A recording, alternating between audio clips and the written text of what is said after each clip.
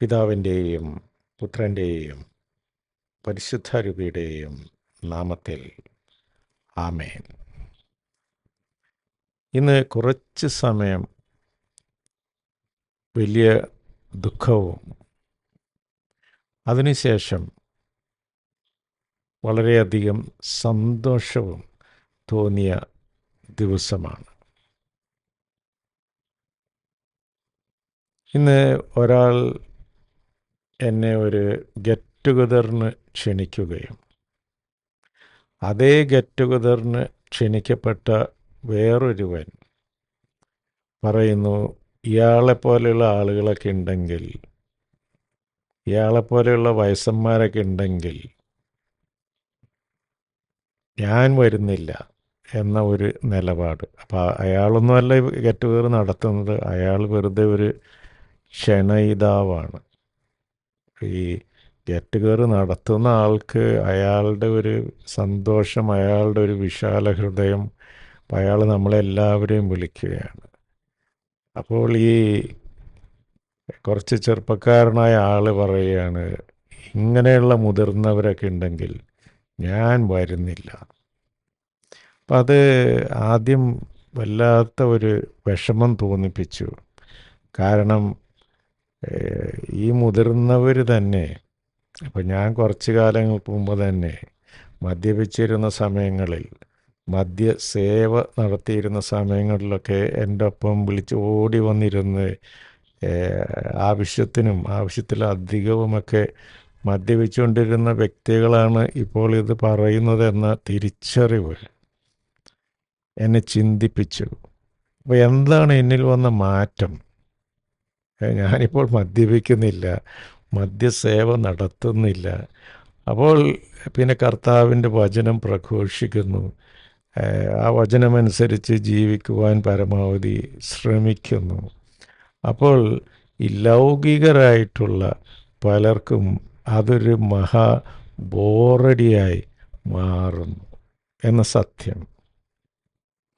അപ്പോൾ അതിനെ നമ്മൾ ക്രിസ്തുവിനെ, ഈ ലോകം തന്നെ ത്യജിച്ച ക്രിസ്തുവിനെ അനുധാവനം ചെയ്യുന്ന ഒരാൾക്ക് ഇതിലും വലിയ ഒരു അംഗീകാരം വേറെ എന്താണുള്ളത് എന്ന ചിന്ത എന്നെ സന്തോഷിപ്പിക്കുകയും ചെയ്യുന്നു. ഞാനിത് ഷെയർ ചെയ്യാനുള്ള കാരണം, ഇതേ അനുഭവം ഒത്തിരി ആളുകൾക്ക് ഉണ്ടായിട്ടുണ്ടാകും. സൗന്ദര്യം കുറഞ്ഞു പോയതുകൊണ്ട് ചില കൂട്ടായ്മകളിൽ നമ്മളെ കൂട്ടാത്തതും, ദാരിദ്ര്യം വന്നു കയറിയപ്പോൾ നമ്മളെ അകറ്റി നിർത്തിയവരും, മദ്യം ഒക്കെ നമ്മളുടെ അടിമത്തത്തിൽ നിന്ന് പുറത്ത് വരുമ്പോൾ പണ്ട് കൂടിയിരുന്നവരൊക്കെ ഇനി ഇവനെ കൊണ്ട് ആവശ്യമില്ലെന്ന് പറഞ്ഞ് പുറന്തള്ളുന്നതും, വാർദ്ധക്യം വരുമ്പോൾ പുറന്തള്ളപ്പെടുന്നതും, ഇതെല്ലാം ഇതെല്ലാം ദുഃഖകരമാണ്. പക്ഷേ ഏറ്റവും സന്തോഷപ്രദമായിട്ടുള്ളത്, ഞാൻ ക്രിസ്തുവിനെ ധരിച്ച അന്ന് മുതൽ എന്നിൽ നിന്ന് അകന്നു പോയ മനുഷ്യർ, അതൊരു അംഗീകാരമാണ്. ക്രിസ്തുവിനെ നമ്മൾ സ്വീകരിക്കുമ്പോൾ ആ ഒരേ ഒരു കാരണം കൊണ്ട് നമ്മളിൽ നിന്ന് അകന്നു പോകുന്നവർ, ആക്ച്വലി നമുക്ക് ദുഃഖമാണ്. കാരണം അവരും ക്രിസ്തുവിനെ അറിയണം, യഥാർത്ഥ സന്തോഷം സമാധാനം എന്താണെന്നൊക്കെ അവരും അറിയണം എന്ന ചിന്ത നമ്മളെ പിടികൂടുമ്പോൾ, അതേ കാരണത്താൽ ക്രിസ്തുവിനെ പിന്തുടരുന്നത് കൊണ്ട് പുറന്തള്ളപ്പെടുന്ന അവസ്ഥകളെ ഓർത്ത് കർത്താവിന് നന്ദി പറയുന്നു.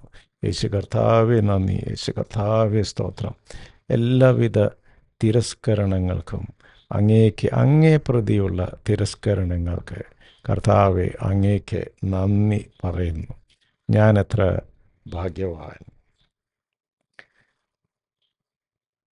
അപ്പോൾ ഇതിനെ ആസ്പദമാക്കി ഇന്ന് നമ്മൾ വിചിന്തനം ചെയ്യുന്ന വചനഭാഗം വിശുദ്ധ ലൂക്ക എഴുതിയ സുവിശേഷം 6-ാം അധ്യായം 22-ാം വാക്യം മുതൽ മനുഷ്യപുത്രൻ നിമിത്തം മനുഷ്യർ നിങ്ങളെ ദ്വേഷിക്കുകയും പുറന്തള്ളുകയും അവഹേളിക്കുകയും നിങ്ങളുടെ പേര് ദുഷിച്ചതായി കരുതി തിരസ്കരിക്കുകയും ചെയ്യുമ്പോൾ നിങ്ങൾ ഭാഗ്യവാന്മാർ.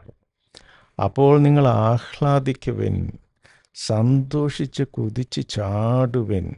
സ്വർഗത്തിൽ നിങ്ങളുടെ പ്രതിഫലം വലുതായിരിക്കും.